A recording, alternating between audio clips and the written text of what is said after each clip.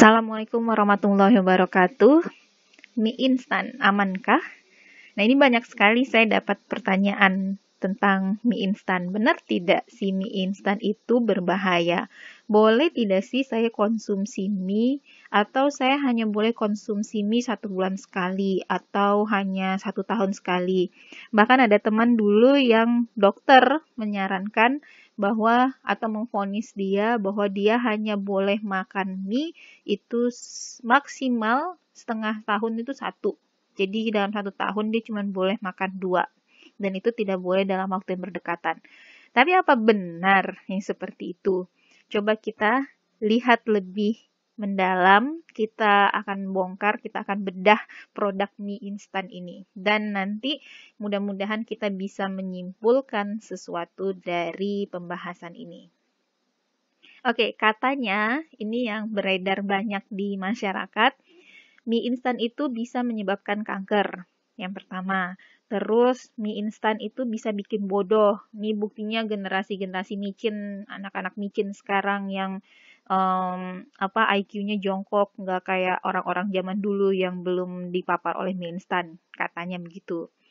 Terus mie instan ini mengandung lilin. Ini klasik banget ya, yang banyak sekali orang bilang bahwa mie instan itu waktu buatnya dikasih lilin lah, dikasih plastik lah. Buktinya pada saat direbus itu ada kayak lilin-lilinnya yang mengapung-ngapung. Terus kalau sudah didinginkan, air rebusannya itu ada yang mengapungnya itu jadi mengeras seperti lilin.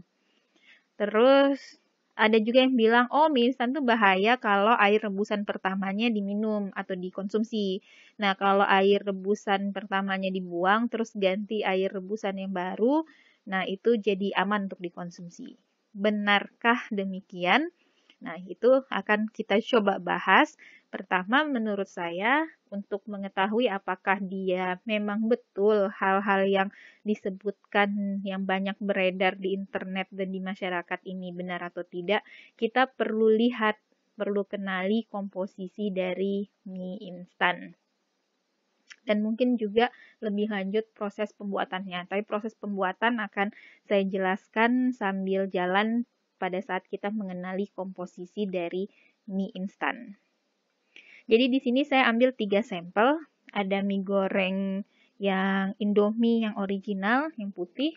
Terus Indomie kaldu ayam, ini untuk yang mie rebus, ini mie goreng. Terus satu lagi bakmi mewah, ini produknya Mayora. Jadi beda perusahaan. Ini Indomie, Indofood, dan ini dari Mayora. Kenapa saya pilih ini? Bukan karena 3 ini mewakili atau bagaimana, tapi karena 3 mie ini ada di rumah saya pada saat saya membuat presentasi ini. Jadi ini untuk mewakili saja. Kebanyakan ada perbedaan sedikit dari komposisi tiap mie, tapi tidak terlalu banyak. Jadi saya rasa dengan 3 mie ini kita bisa lihat biasanya komposisi dari mie instan itu seperti apa. Mie instannya Indonesia ya, bukan mie instannya orang luar. Mungkin itu akan lebih banyak variasinya dengan mie instan kita. Nah, ini saya foto komposisinya ya. Ada minyak nabati dan sebagainya. Nah, di sini yang menarik adalah kalau produknya Indofood, saya tidak tahu yang mie sedap, tapi yang Indofood itu dia punya ini, dia ditambahkan vitamin. Vitamin A, B1, B6, B12, niacin, asam folat, pantotenat. Ini untuk di bumbunya ditambahkan. Terus dia kalau tidak salah dia kasih mineral, oh ya, ada zat besinya. Terus ini mie goreng, mie rebus juga demikian. Ini ada vitamin A, D, dan sebagainya. Itu ada di bumbunya. Terus kalau yang Mayora itu tidak ada sama sekali. Jadi proses di mana suatu produk pangan ditambahkan zat-zat nutrisi seperti vitamin dan mineral itu disebut dengan fortifikasi. Jadi Indomie itu termasuk produk fortifikasi. Dia menambahkan nutrisi mikronutrien, yaitu ada mineral dan vitamin untuk meningkatkan kualitas nutrisinya. Jadi untuk ada penelitian mahasiswa kami, dia melihat bagaimana pola makan dari mahasiswa, dan dia menemukan bahwa justru asupan asam folat atau vitamin B9 itu banyak mahasiswa dapatnya bukan dari bahan alami, tapi bahan-bahan alami seperti sayur-sayuran atau buah-buahan, tapi justru dia dapatnya dari pangan olahan. Dan salah satunya itu ya ini, mie instan, karena dia ditambahkan asam folat di sini, vitamin B9. Nah, kalau dijabarkan komposisinya ini semuanya tadi dari ketiga produk tersebut. Ada tepung terigu, minyak nabati, dan sebagainya. Nah, kita bahas dulu. Tepung terigu ini pasti semua mie instan yang yang mainstream itu pakai tepung terigu. Kecuali ada mie yang dia bilang misalnya mie dari ubi jalar atau mie bihun misalnya. Kalau bihun itu bukan dari tepung terigu. Nah, kalau yang mie instan yang mainstream itu biasanya dia bahan baku utamanya adalah tepung terigu. Terus, nah di sini yang sering dibilang orang lilin itu.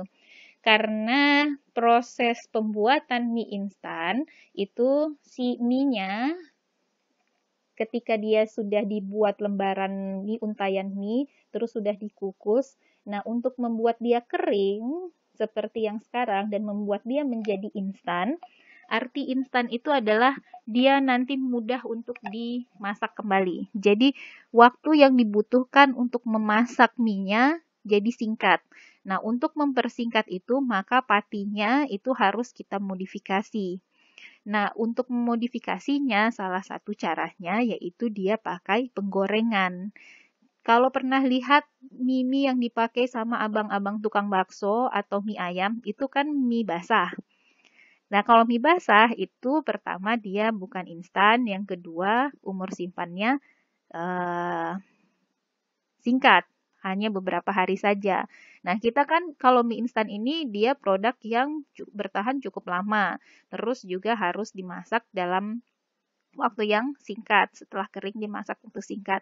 Nah, untuk membuat dia supaya kering dan bisa dimasak kembali dalam waktu singkat, maka si mie yang sudah mie basah yang sudah diproduksi itu digoreng untuk mengeringkannya, menghilangkan air dari situ. Nah, pada saat proses penggorengan, pasti kan yang namanya menggoreng minyaknya nempel dong di mie-nya. Nah, itulah kenapa dia mengandung minyak nabati. Selain juga ada yang mungkin ditambahkan di adonannya. Nah, si minyak inilah yang dikira lilin biasanya sama konsumen. Kalau minyak ini ketika kita rebus, kan kalau direbus pasti minyaknya ada yang keluar ke air rebusannya. Nah, minyak sama air itu musuhan, nggak bisa dia bersatu.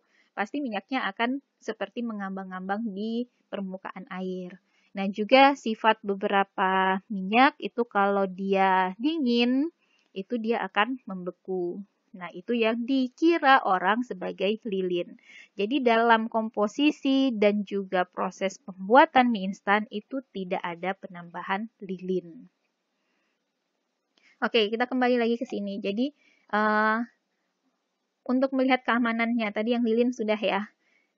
Untuk melihat keamanannya, pertama harus kita sortir dulu bahan-bahan yang alami dan yang biasa kita gunakan dalam memasak. Tepung terigu, minyak nabati, tepung tapioka, garam, ikan, telur, susu, dan sebagainya. Ini yang saya beri warna merah, itu termasuk komposisi-komposisi yang bisa dibilang kita sepakat lah bahwa ini komposisi yang biasa dan itu aman dikonsumsi. Terus ada lagi di sini yang mungkin tidak alami karena dia sudah diekstrak ataupun mungkin disintetis, tapi baik untuk kesehatan. Misalnya di penambahan mineral kalau untuk dia fortifikasi, terus vitamin ada vitamin A, B1, B6, B12, niacin, asam folat, dan pantotenat. Nah, ini yang merah dan vitamin dan mineral kita anggap sebagai bahan-bahan yang aman atau yang menguntungkan untuk kesehatan. Kita buang dulu ini. Jadi kita sortir, kita ambil saja yang warna hitamnya. Jadilah tinggal ini. Nah, sekarang dari ke berapa ini? Masih lumayan banyak zat-zat yang ditambahkan di mie instan atau biasa disebut bahan tambahan pangan, yaitu bahan yang ditambahkan dalam pembuatan suatu produk pangan. Kita lihat di sini ada yang dia dari satu grup.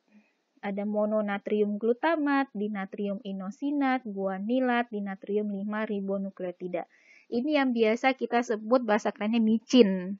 Ini yang berfungsi sebagai penguat rasa. Nah, penguat rasa micin, katanya ini juga micin banyak sekali beredar informasi bahwa micin itu bisa menumpuk di otak, menyebabkan kanker, kebodohan, dan sebagainya. Nah, tapi apa benar micin itu berbahaya untuk kesehatan? Kita coba lihat di sini peraturan Kepala Badan Pengawas Obat dan Makanan, Badan POM. Ini adalah badan tertingginya di Indonesia yang mengatur tentang pangan. Gitu ya. Kalau di Indonesia Badan POM, kalau di Amerika itu FDA, kalau di negara-negara lain, kalau Eropa apa ya? Saya lupa namanya. Jadi tiap negara itu punya badan seperti Badan POM untuk mengatur perizinan bahan-bahan yang digunakan untuk makanan dan biasanya obat-obatan juga. Nah, di sini diaturlah tentang batas maksimum penggunaan bahan tambahan pangan penguat rasa. Penguat rasa, kalau ini bisa di-download di Google, free. Kalau kita lihat di sini nanti ada peraturan-peraturan berapa sih maksimal boleh digunakan. Nah, untuk 4 senyawa ini, dia termasuk ADI. Jadi di standar ini, tidak hanya di Indonesia, tapi di internasional juga digunakan, yaitu ADI, Acceptable Daily Intake. Jumlah harian yang boleh dikonsumsi setiap harinya tanpa menyebabkan efek kesehatan. Itu ADI. Jadi misalnya ADI-nya 1 gram per kilogram berat badan. Gitu ya. Terus berarti kalau berat badannya 60 kg, coba saya tulis ya. Misalnya ada zat X itu punya ADI sama dengan 1 gram per kilogram berat badan. Nah, berarti artinya satu orang, misalnya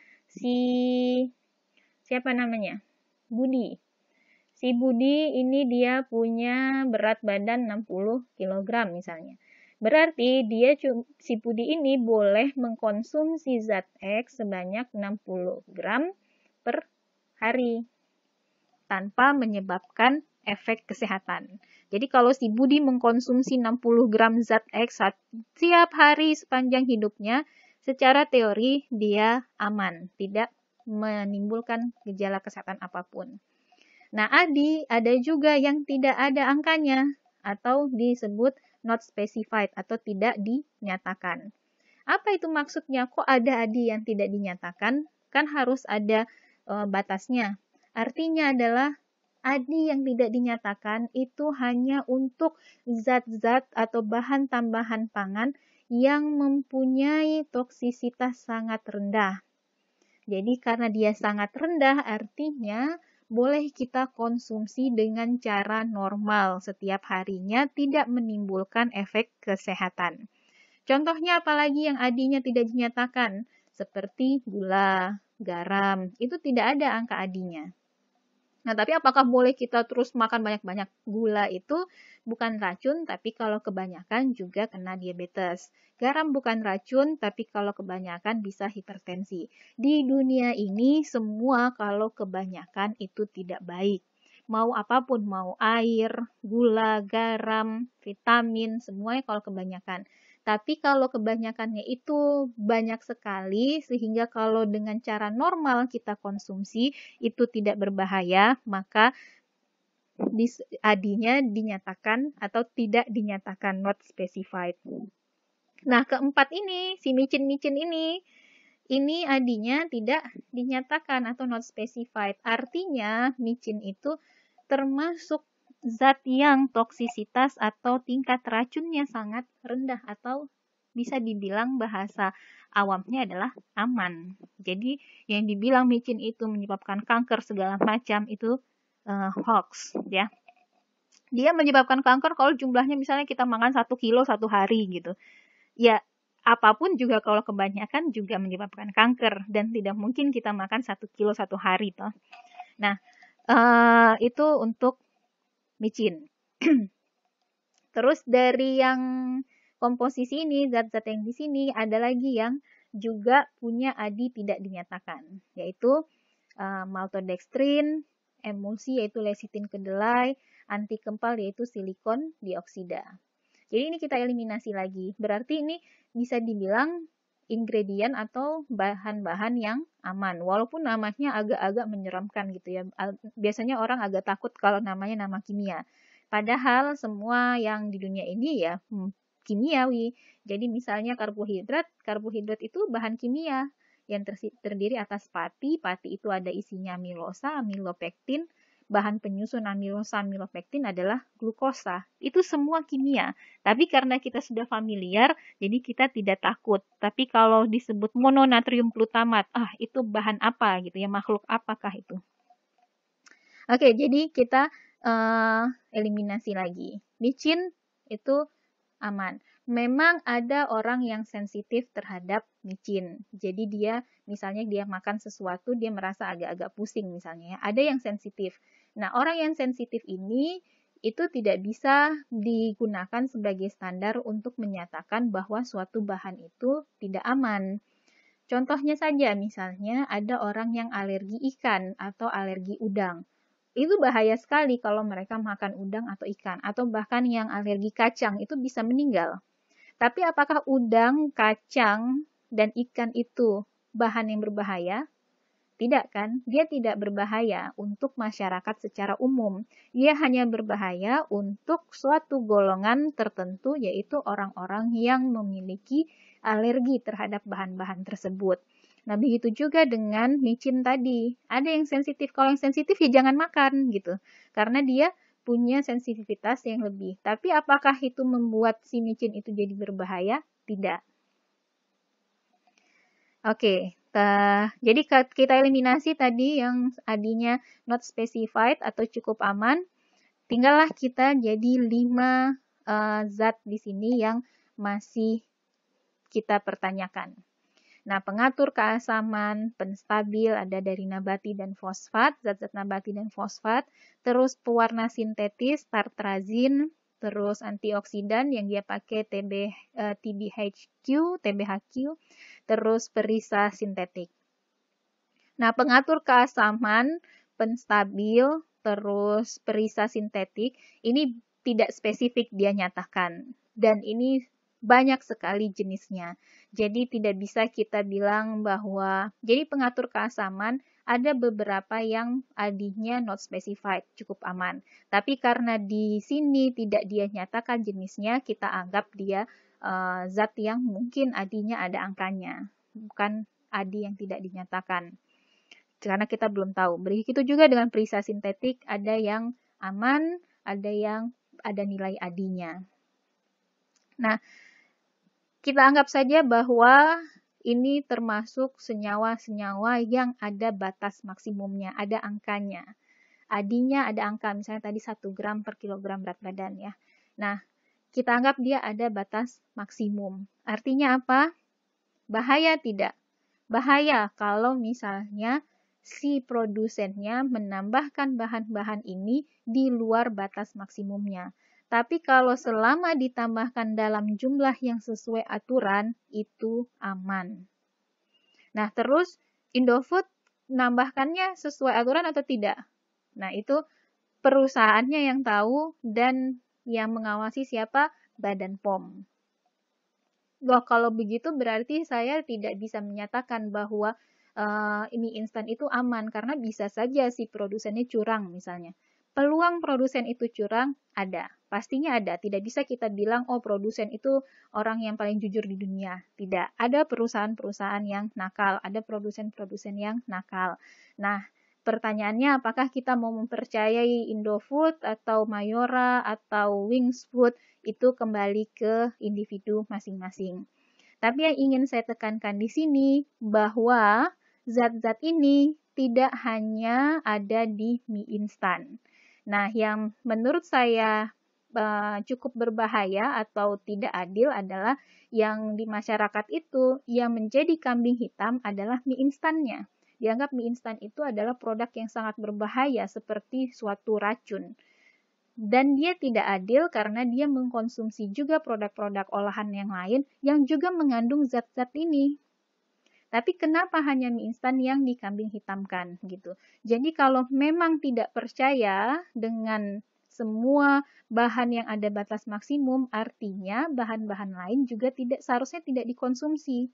Karena yang lain juga mengandung seperti ini. Contohnya apa? Nih, sambal ABC, dia juga mengandung pengatur keasaman, perisa sintetik. Terus keju yang kita anggap makanan yang sehat. Dia juga punya dinatrium fosfat. Tadi ingat penstabilnya ada fosfat kan? Mononatrium fosfat. Ini penstabil. Terus dia juga mengandung pengatur keasaman. Terus Kitela juga dibilang, oh itu kan dari singkong, itu cukup aman. Nah, dia juga mengandung antioksidan TBHQ. Tahu dari mana Kitela menambahkannya sesuai aturan atau tidak? Yang tahu adalah Badan POM yang mengawasi perusahaan tersebut. Terus Nutrisari juga dianggap, oh kalau Just Juice itu produknya kan agak lebih murah ya. Itu banyak yang tidak percaya sama Just Juice, tapi Nutrisari biasanya itu banyak dari kalangan atas juga yang mengkonsumsi karena dianggap lebih sehat. Ini produknya Nutrifood. Nah, dia juga memakai teratrazin, pakai pewarna juga. Nah, artinya kalau mau fair atau mau adil, ya kalau tidak percaya sama mie instan, ya tidak percaya juga sama produk-produk olahan yang lain gitu. Karena dia juga mengandung senyawa-senyawa yang adinya ada angkanya gitu. Ya, jadi kalau saya pribadi, kalau perusahaan itu sudah perusahaan besar ternama, saya lebih percaya akan kredibilitas perusahaan tersebut. Karena sangat berbahaya bagi perusahaan besar kalau dia melakukan kecurangan. Itu nama baiknya bisa hancur. Nah, kalau dia hancur nama baiknya hanya karena masalah sepele, misalnya hanya beberapa gram antioksidannya dia tambahkan dalam jumlah yang lebih banyak, itu dia bisa menghancurkan perusahaannya. It's not worth it for them. Jadi, kalau untuk apa mereka melakukan hal kecurangan yang kecil tersebut gitu. Tapi kalau memang dia masih perusahaan kecil, belum ada namanya, memang peluang melakukan kecurangannya atau kredibilitasnya masih dipertanyakan. Karena kalaupun dia ketahuan, terus dicabut dari pasaran, toh dia masih kecil, dia bisa ganti brandnya. Jadi dia bisa bikin nama perusahaan yang baru. Tapi kalau Indofood, dia tidak mungkin. Dia sudah punya pasar, dia walaupun ada ya kasus-kasus seperti dulu kasusnya Kasen ya, atau tapi itu yang lebih ke produk-produk farmasi atau kecantikan, itu ada juga yang berbuat curang gitu. Cuman ya itu tadi, resikonya atau peluang mereka membuat kecurangan untuk perusahaan besar itu lebih kecil.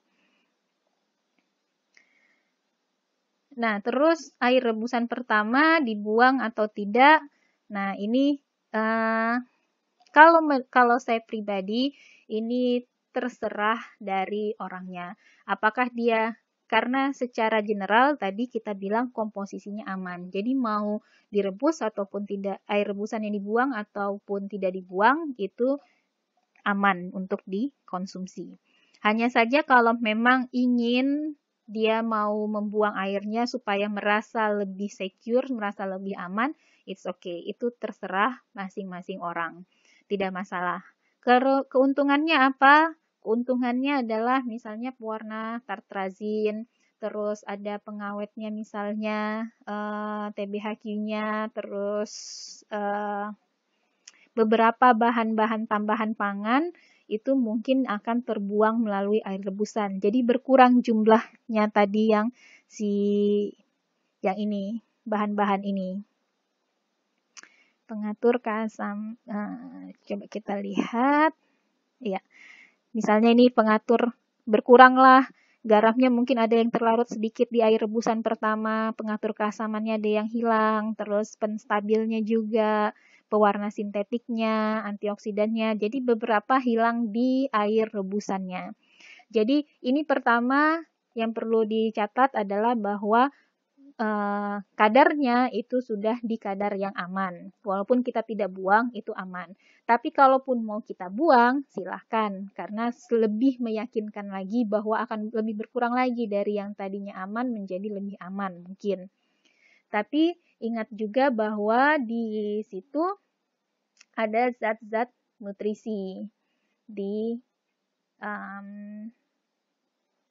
Misalnya di sana ada mungkin sedikit proteinnya, walaupun protein di ini tidak terlalu banyak ya. Jadi ada zat-zat nutrisi yang kita juga kehilangan pada saat kita membuang air rebusan pertama, itu negatifnya. Jadi terserah mau ambil yang mana. Kalau saya pribadi biasanya saya ambil yang air rebusan pertamanya tetap saya konsumsi. Alasannya bukan karena keamanan, tapi karena faktor praktis. Karena kalau harus rebus lagi, dia namanya sudah tidak instan lagi, karena kerjanya harus 2 kali gitu. Tapi tidak masalah, mau dibuang, mau tidak, itu tergantung keinginan masing-masing. Kalau ada yang memang merasa itu lebih aman dan dia lebih nyaman, itu lebih bagus. Kalaupun tidak, juga tidak masalah. Terus, nah, yang sering luput justru ada isu yang utamanya di mie instan yang menurut saya yang kurang baik untuk kesehatannya adalah ini, kadar garamnya. Ini kadar natrium untuk yang mayora tadi tinggi sekali. 1770 mg atau 118% dari angka kecukupan gizi. Artinya kita itu AKG di sana yang kalau 100% artinya asupan gizi kita dalam 1 hari sudah terpenuhi. Nah, ini 118%. Berarti dia melebihi. Kita makan satu ini bakmi mewah ini untuk natriumnya sudah lebih dari 100%. Padahal kan kita masa 1 hari hanya makan ini saja kan tidak. Pasti kita ada makan yang lain-lain. Nah, berarti nanti asupan natriumnya jadi sangat tinggi dalam 1 hari. Terus Indomie goreng 45%. Terus Indomie rebus ini 65%. Cukup tinggi. Dan Indomie goreng ini banyak sekali apalagi laki-laki, cowok-cowok gitu ya. Walaupun yang cewek-cewek ada juga. Natrium biasanya dikonsumsi 1 bungkus itu tidak cukup. Jadi dia bikinnya 2 bungkus. Artinya 45 kali 2 90%. Sudah hampir mendekati 100%. Kenapa ini menjadi suatu perhatian? Karena natrium ini adalah salah satu penyebab terjadinya hipertensi atau tekanan darah tinggi. Dan di Indonesia kasus hipertensi ini cukup tinggi. Jadi sebenarnya kalau mau menuduh mie instan menurut saya bukan karena kanker ataupun kanker terus kebodohan dan sebagainya. Justru yang menjadi perhatian itu adalah natriumnya. Nah, ini memang kurang baik untuk diet yang seimbang karena itu tadi natrium atau sodiumnya tinggi. Nah, artinya apa? Kalau seperti ini, kita pertama kalau kita makan yang Indomie ini sesekali saja. Karena kalau tiap hari artinya asupan natriumnya tiap hari dia akan lebih melebihi dari yang seharusnya. Terus kalau mengkonsumsi yang mie goreng original, cukup 1 bungkus saja. Jangan 2 bungkus gitu. Dan dikombinasikan dengan bahan-bahan lain yang dapat mencegah terserapnya garam di dalam tubuh. Misalnya kita tambahkan sayur-sayuran yang bisa nanti merangkap beberapa sodium sehingga tidak terserap semuanya. Terus juga perlu diet-diet yang seimbang, misalnya mengandung kalium atau potasium, sehingga bisa menyeimbangkan antara konsentrasi natrium. Jadi dalam tubuh itu kita sebenarnya yang bahaya itu bukan jumlah natrium yang kebanyakan, tapi keseimbangannya yang terganggu antara natrium dan kalium. Jadi kalau banyak makan natrium, itu sudah tidak baik.